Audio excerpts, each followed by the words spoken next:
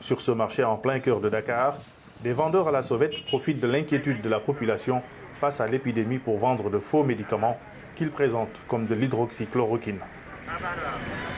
Nous avons filmé en caméra cachée en nous faisant passer pour un client cherchant le fameux traitement. Très rapidement, un vendeur nous fait une proposition. Vous avez de la chloroquine? Oui, j'en ai, vous voulez laquelle? Celle qui est la plus efficace contre la Covid. J'ai quelqu'un qui est infecté. Oui, c'est disponible. On m'a parlé d'une boîte blanche avec une bande verte. Oui, c'est de la chloroquine. Oui, l'hydroxychloroquine, comme on dit. Oui, on l'a. Je veux une boîte. Vous la vendez combien? Ces temps-ci, ça coûte un peu cher. Combien? 17 000 francs CFA. C'est trop cher. Il y a quelques jours, la boîte était à 20 000. Bon, d'accord, donnez-moi une boîte. Quelques minutes plus tard, il revient avec une boîte dans un sachet. Quelle est la posologie? Chaque jour, 2 le matin et 2 le soir. Et ça vient d'où? C'est celle dont on dit qu'elle vient de France? Oui, c'est la même qu'en France.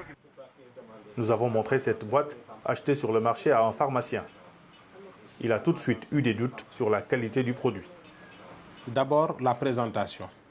C'est une boîte qui a essayé de reprendre la présentation de Nevaquin 100 mg. Si vous avez une boîte de Nevaquin 100, c'est à peu près la même, c'est exactement la même présentation, sauf qu'ils ont modifié le nom en l'appelant Nirupquin 100 mg.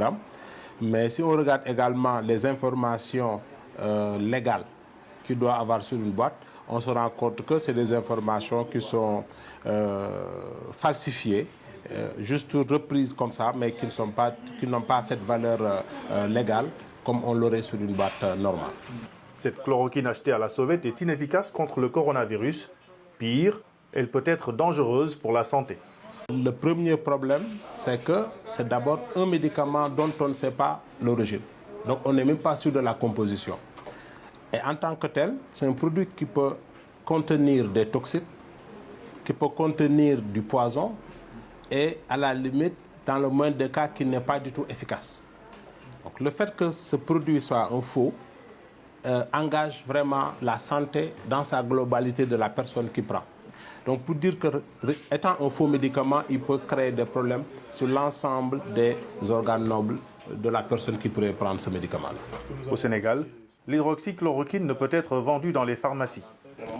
Elle est délivrée dans un cadre très réglementé, uniquement à certains patients dans des centres de santé spécialisés dans le traitement de la Covid. Et puis, il faut préciser qu'aujourd'hui, le recours à l'hydroxychloroquine comme traitement de la Covid-19 ne fait pas consensus dans la communauté médicale. Son efficacité n'est pas scientifiquement prouvée.